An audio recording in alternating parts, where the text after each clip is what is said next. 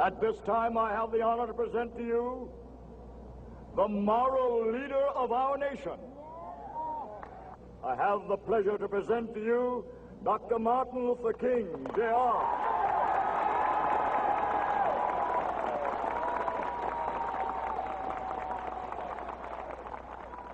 I am happy to join with you today in what will go down in history as the greatest demonstration for freedom in the history of our nation.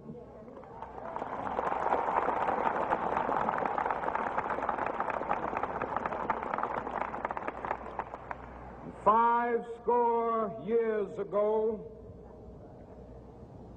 a great American in whose symbolic shadow we stand today signed the Emancipation Proclamation. This momentous decree came as a great beacon light of hope to millions of Negro slaves who had been seared in the flames of withering injustice. It came as a joyous daybreak to end the long night of their captivity.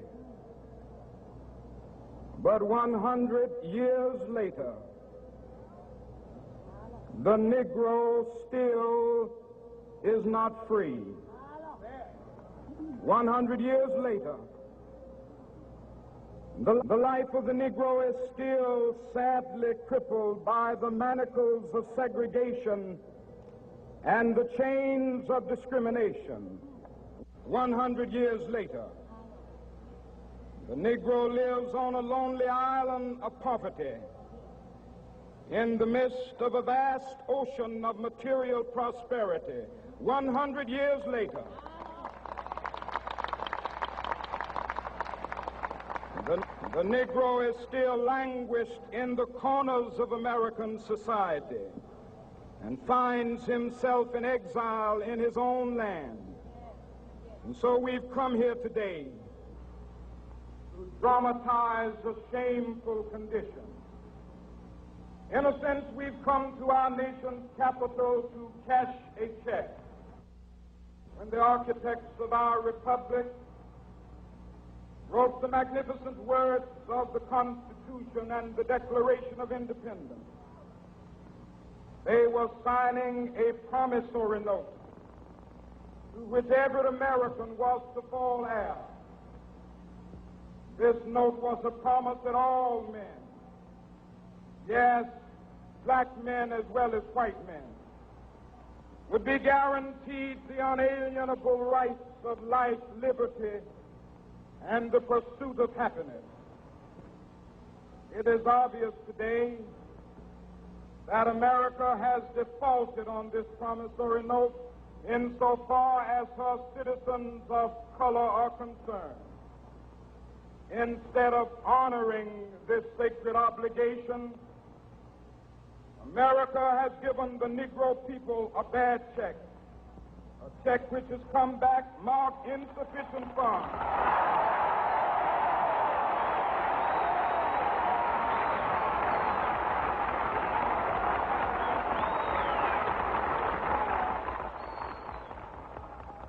But we refuse to believe that the Bank of Justice is bankrupt. We refuse to believe that there are insufficient funds in the great vaults of opportunity of this nation. So we've come to cash this check, a check that will give us upon demand the riches of freedom and the security of justice.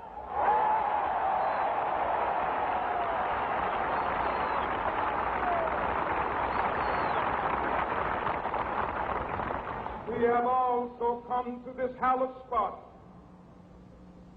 to remind America of the fierce urgency of now. This is no time to engage in the luxury of cooling off or to take the tranquilizing drug of gradualism.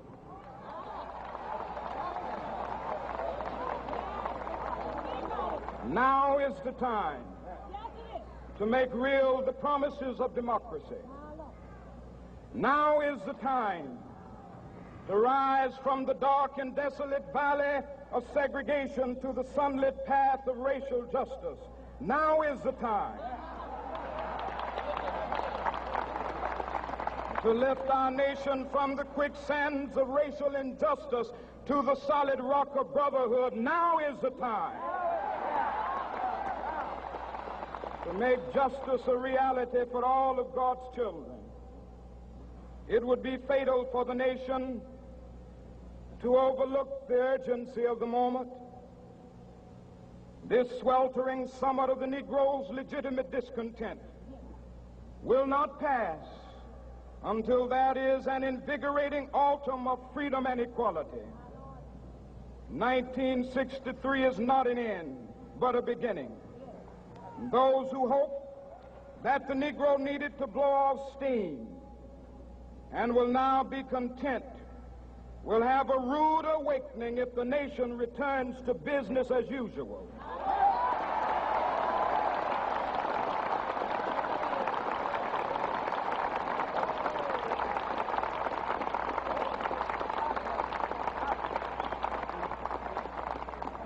There will be neither rest nor tranquility in America until the Negro is granted his citizenship rights.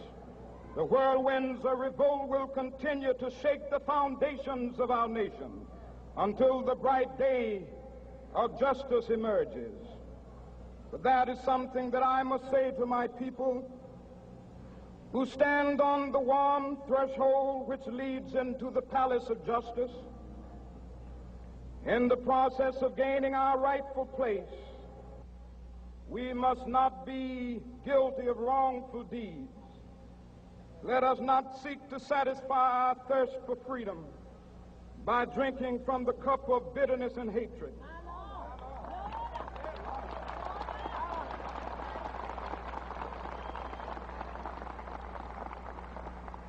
We must forever conduct our struggle on the high plane of dignity and discipline. We must not allow our creative protests to degenerate into physical violence. Again and again, we must rise to the majestic heights of meeting physical force with soul force. The marvelous new militancy which has engulfed the Negro community must not lead us to a distrust of all white people. For many of our white brothers, as evidenced by their presence here today, have come to realize that their destiny is tied up with our destiny.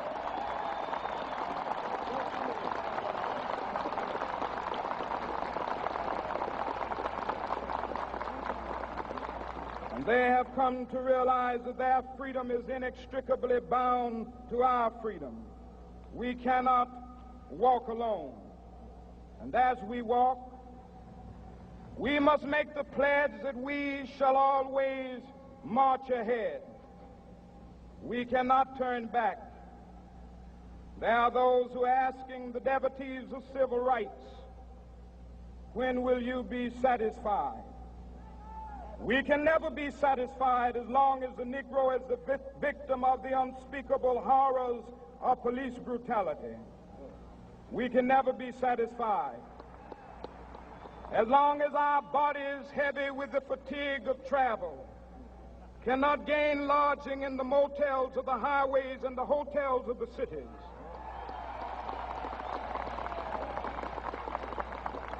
We cannot be satisfied as long as the Negro's basic mobility is from a smaller ghetto to a larger one. We can never be satisfied as long as our children are stripped of their selfhood and robbed of their dignity by signs stating for whites only.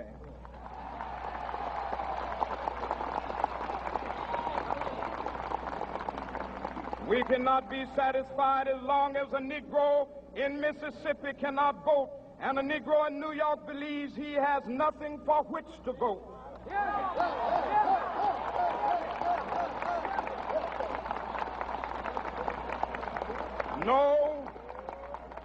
No, we are not satisfied, and we will not be satisfied until justice rolls down like waters and righteousness like a mighty stream.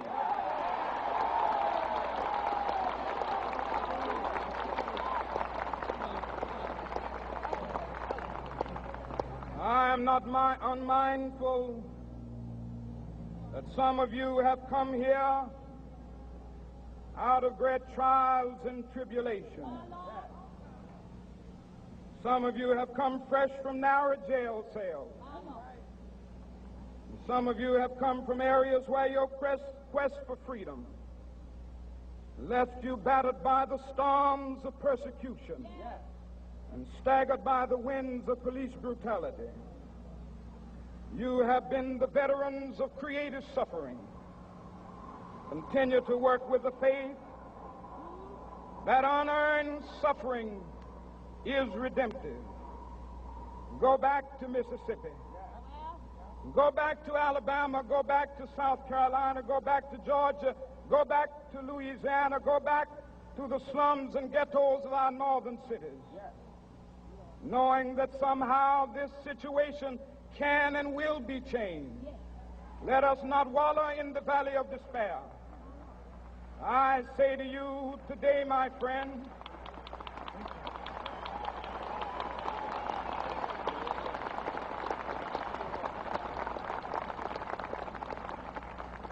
so even though we face the difficulties of today and tomorrow, I still have a dream. It is a dream deeply rooted in the American dream. I have a dream that one day this nation will rise up and live out the true meaning of its creed. We hold these truths to be self-evident, that all men are created equal.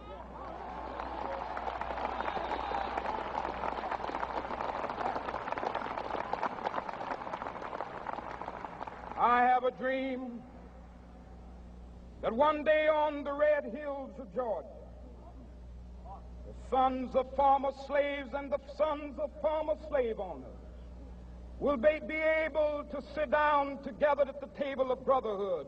I have a dream that one day,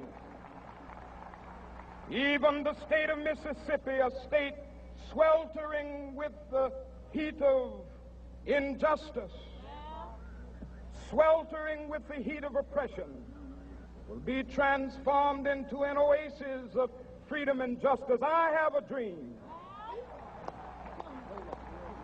that my 4 little children will one day live in a nation where they will not be judged by the color of their skin, but by the content of their character. I have a dream today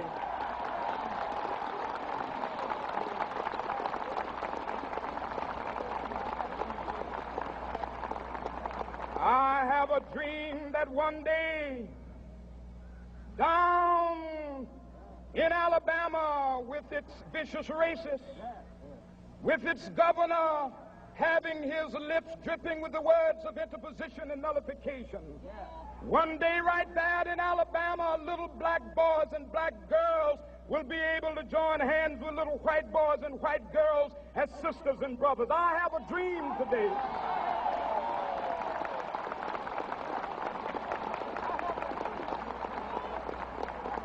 I have a dream that one day every valley shall be exalted, and every hill and mountain shall be made low, the rough places will be made plain, and the crooked places will be made straight, and the glory of the Lord shall be revealed, and all flesh shall see it together.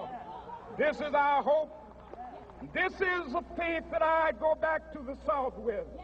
With this faith, we will be able to hew out of the mountain of despair a stone of hope.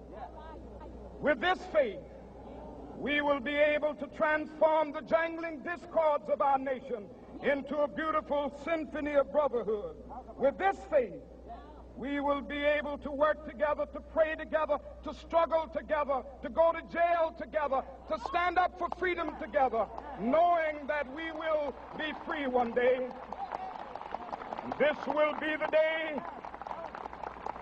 This will be the day when all of God's children will be able to sing with new meaning, "My country, 'tis of thee.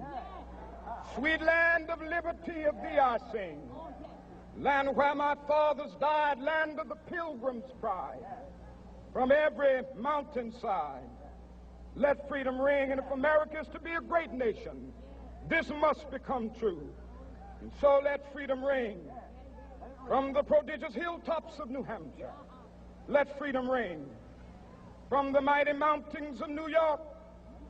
Let freedom ring from the heightening Alleghenies of Pennsylvania.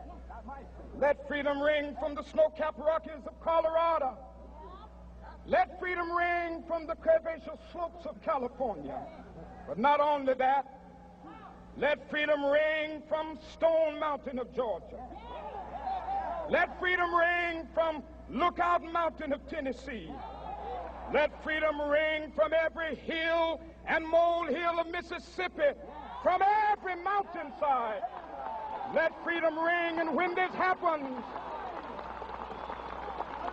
and when we allow freedom ring, when we let it ring from every village and every hamlet, from every state and every city, we will be able to speed up that day when all of God's children, black men and white men, Jews and Gentiles, Protestants and Catholics, will be able to join hands and sing in the words of the old Negro spiritual, free at last, free at last. Thank God Almighty, we are free at last.